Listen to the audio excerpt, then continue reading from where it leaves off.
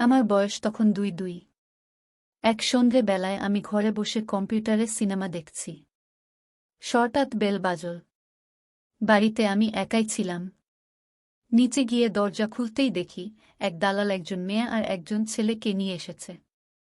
ঘর ভাড়া নেবে বলে। তারা দুজন অবিবাহিত।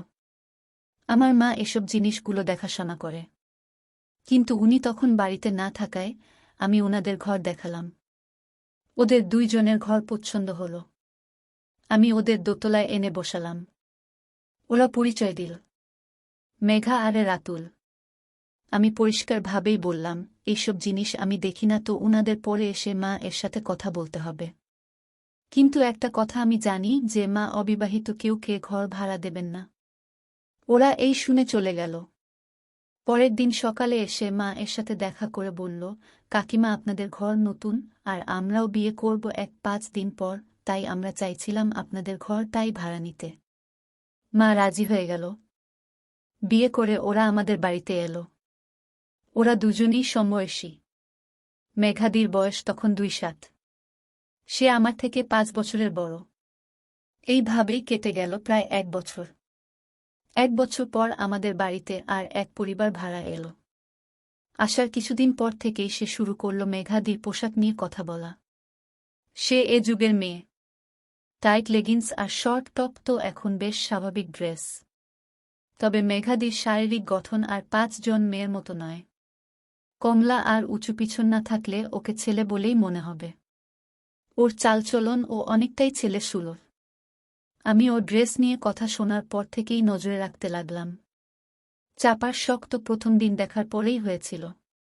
কিন্তু সেটা সম্ভব নয় তা আমিও জানতাম। তখন গরমকাল। হঠাৎ একদিন সকালে খেলে বাড়ি ফেরার সময় বেল বাজিয়ে অপেক্ষা করতে লাগলাম। ওদের ঘরের দরজা খোলা ছিল। মেঘাদির দৃশ্য দেখে তো আমি অবাক।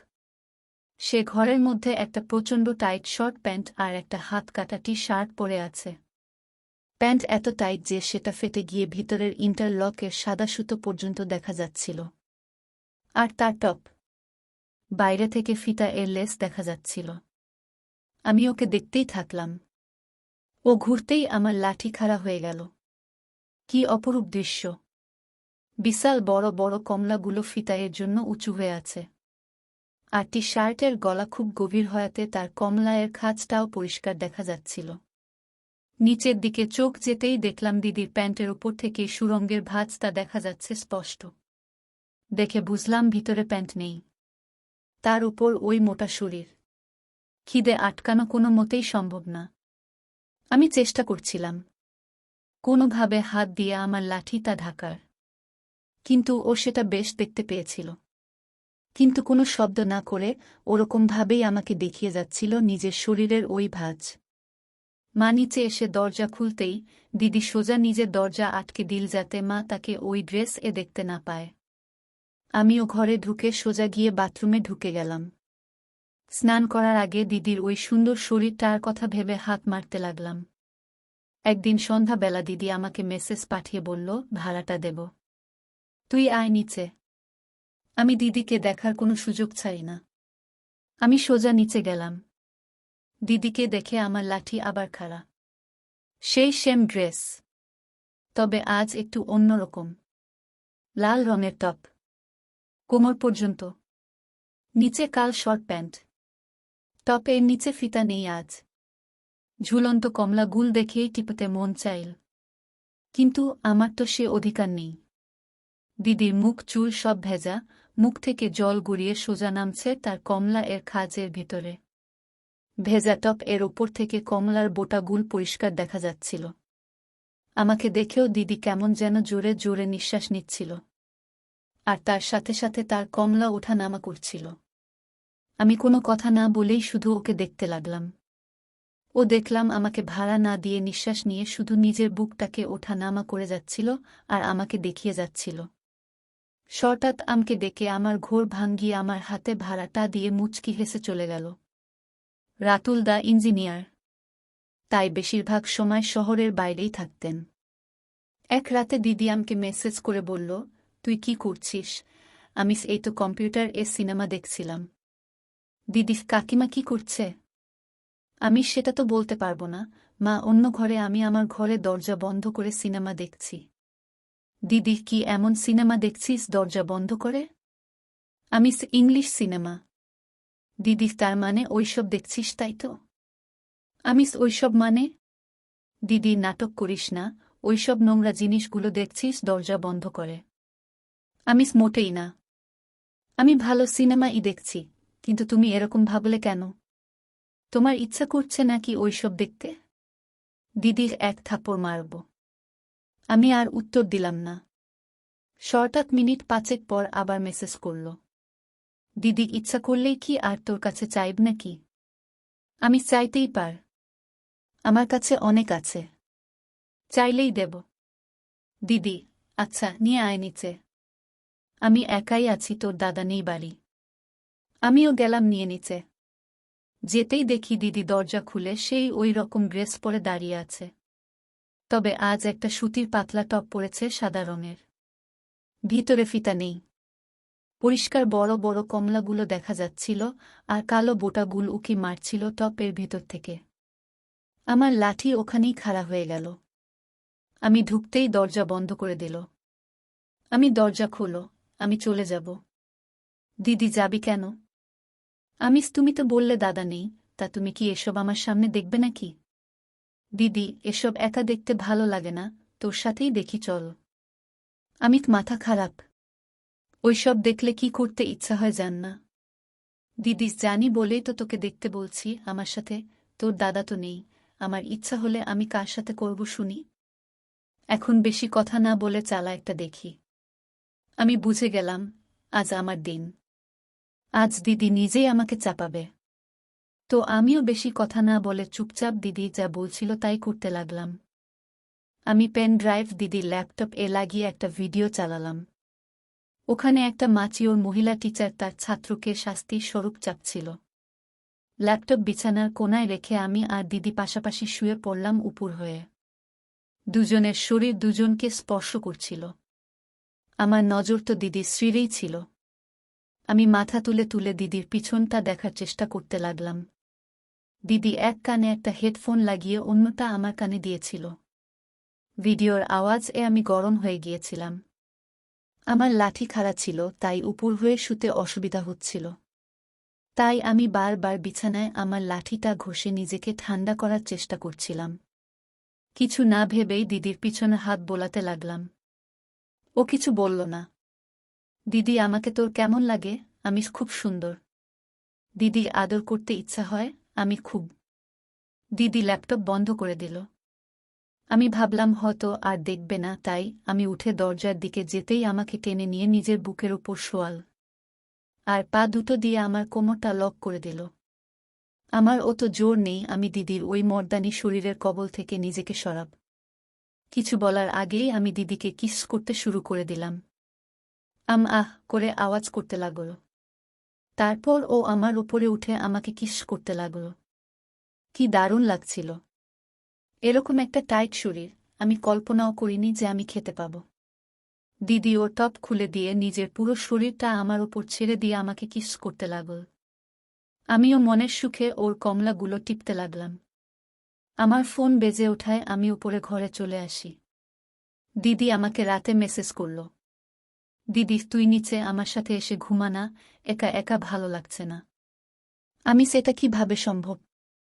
মাকে বললে হয়তো মা বুঝবে যে একা ঘরে তোমার ভয় লাগে, তাই আমাকে শুতে ডাকছ, কিন্তু কেউ টের পেলে কি হবে ভাবতে পারছ? ও আর জিদ করল না। পরের দিন আমি নিচে গেলাম। দিদি ও তো পেতেই বসেছিল আমি কখন নিচে নামি। আমি নামতেই আমাকে ঘরে ডাকল আর আমার সামনে কাঁদতে লাগল। কি হলো, কাঁদছ কেন? দিদি, তোর দাদা আমাকে ঠকাল জানিস, ও অন্য মেয়ের সাথে শুয়েছে অফিস ট্যুরে গিয়ে। সে তুমি কিভাবে জানলে? না, ও তো শুতে পারে। দিদি, আমার গোয়েন্দা লাগান আছে ওর পিছনে, আমি সব খবর পাই। আমি বেশি কথা বাড়ালাম না, কারণ দিদির প্রেম যদি আবার বাড়ে দাদার প্রতি, তাহলে আমি আর দিদিকে চাপার সময় পাব না। আমি বললাম, তুমিও কারো সাথে শুয়ে পড়ো, শোধবোধ হয়ে যাবে। দিদি, সে আমি আর কার সাথে শোব? আমার সাথে তো কত কি করলে রাতে, আমার সাথেই না হয় খেলাটা চালু করো। দিদি, না, এ বাড়িতে তা সম্ভব নয়, আমাকে অন্য ব্যবস্থা করতে হবে। দিদি তার এক বান্ধবীর বাড়িতে প্ল্যান করল। আমাকে নিয়ে গেল তার বাড়ি। আমরা পৌঁছাতেই দেখলাম দিদির বান্ধবী ফ্ল্যাট ছেড়ে বেরিয়ে পড়ল ঘুরতে। আমরা একা।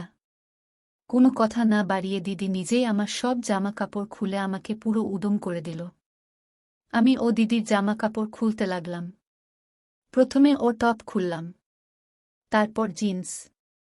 উফ, শুধু লাল রঙের ফিতা আর লাল প্যান্ট পরে দাঁড়িয়েছিল আমার সামনে। কি সুন্দর লাগছিল। দিদিস, কেমন লাগছে রে আমাকে লাল ফিতা আর প্যান্টে? আমি পুরো মনে হচ্ছে স্বর্গ থেকে পরী নেমে এসেছে। দিদির তো জন্যই আমি এই লাল ফিতা আর প্যান্ট কিনেছি, নে এবার নিজের হাতে এগুল খুলে দে। আমি ফিতা খুলে দিদির কমলা চুষতে লাগলাম। দিদিও আহ উহ আওয়াজ করতে লাগল। তারপর আমি দিদিকে বিছানায় শুয়ে ওকে কিস করতে করতে নিচে প্যান্টের কাছে এলাম। তারপর আমি ওর প্যান্ট খুলে দিয়ে ওর সুরঙ্গের কোটায় আঙ্গুল দিয়ে নাড়তে লাগলাম। কিস করতে লাগলাম। জিভ দিয়ে চাটতে লাগলাম।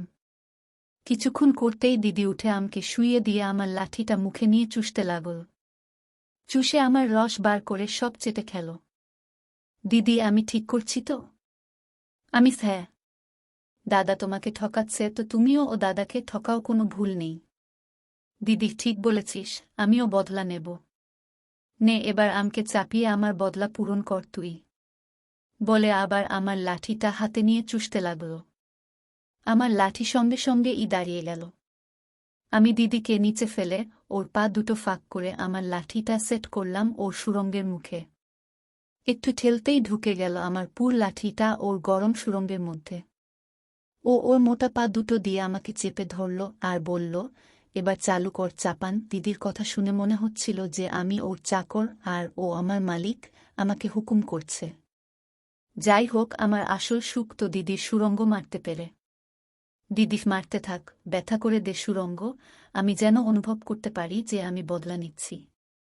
আর আমাকে এত খুশি দে, যা আমার বড় ওই কে চাপিয়েও পায় না। আমি চিন্তা এই দিদি, তোমার বর কোনো কে মারে তা নিয়ে আর ভেব না।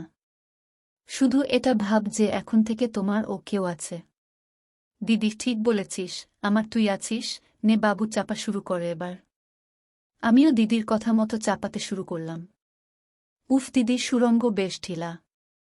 মনে হয় দাদা কোনো টাইট সুরঙ্গের খুঁজ পেয়েছে, তাই দিদিকে ঠকাচ্ছে। কিন্তু আমার কাছে তো দিদির এই ঢিলা সুরঙ্গই স্বর্গ। আমিও মনের সুখে চাপাতে লাগলাম। দিদি, উফ কি ভালো লাগছে, আর জোরে চাপা না বাবু, ফাটিয়ে দে এই সুরঙ্গ আজ, এখনই চাপিয়ে তুই আমাকে বাচ্চা বার কেড়ে দে। আমি তোর বাচ্চার মা হব। আমি শুনে খুশি হয়ে বললাম, হ্যাঁ দিদি, তোমাকে বাচ্চা দেব আমি। প্রায় আধ ঘন্টা ধরে আমি দিদিকে চাপালাম। আমি এতটাই গভীরভাবে হারিয়ে গেছিলাম দিদির সুরঙ্গের নেশায় যে দিদির সুরঙ্গেই সব রস ঢেলে দিয়েছিলাম। যখনই আমি দিদির সুরঙ্গে রস ঢালতে লাগলাম, দিদি আমাকে আরও চেপে ধরল আর আমার রসের শেষ ফোঁটাটাও পুরো নিজের সুরঙ্গের মধ্যে ফেলে চুষে নিল। উফ, কি শান্তি! অবশেষে আমার স্বপ্ন পূরণ হল। দিদি, উফ কি শান্তি দিলি আজ তুই আমাকে, তুই নিজেও জানিস না। শরীরের সাথে সাথে আজ মনটাও ভরে গেল। আমি আর এটা নিয়ে ভাবব না যে ও অন্য চাপায়। বাস, এখন থেকে আমি তোর। তুই আমাকে চাপিয়ে আমার সব কষ্ট ভোলাবি। আমি হেসে দিদিকে কিস করতে লাগলাম। ওই দিন আমি দিদিকে আরও একবার চাপালাম। তবে এইবার দিদি আমার রস ভিতরে নিল না। আমি ওর গভীর নাভিতে রস ঢেলে দিয়েছিলাম। দিদির নাভি এতটাই গভীর ছিল যে পুরো রস নাভির মধ্যেই রয়ে গেল। দিদি দেখ, আজ আমার শুকনো নাভিতে তো রসের বর্ষা নেমেছে। রস ফেলে কেমন আমার নাভিটাকে আজ পুকুর বানিয়ে দিয়েছিস তুই। আমরা বাথরুমে স্নান করলাম একসাথে। আমি দিদির সারা গায়ে সাবান মেখে ওকে স্নান করালাম। দিদিও আমার সারা গায়ে সাবান মাখল। এই করতে গিয়ে দিদি আমার লাঠি নিয়ে খেলছিল আর আমিও দিদির সুরঙ্গে আঙ্গুল ঢোকাচ্ছিলাম। দুজনেই আবার গরম হয়ে গেলাম। আমি আবার দিদিকে বাথরুম শুয়ে চাপালাম। বাথরুমটা খুব বড় ছিল না তো একটু অসুবিধা হচ্ছিল, কিন্তু আমরা ওইসব নিয়ে ভাবিনি। এইবার আমি আবার দিদির সুরঙ্গে রস ঢেলেছিলাম। এরপর আমরা স্নান করে রেডি হয়ে দারোয়ানের হাতে ফ্ল্যাটের চাবি দিয়ে চলে এলাম।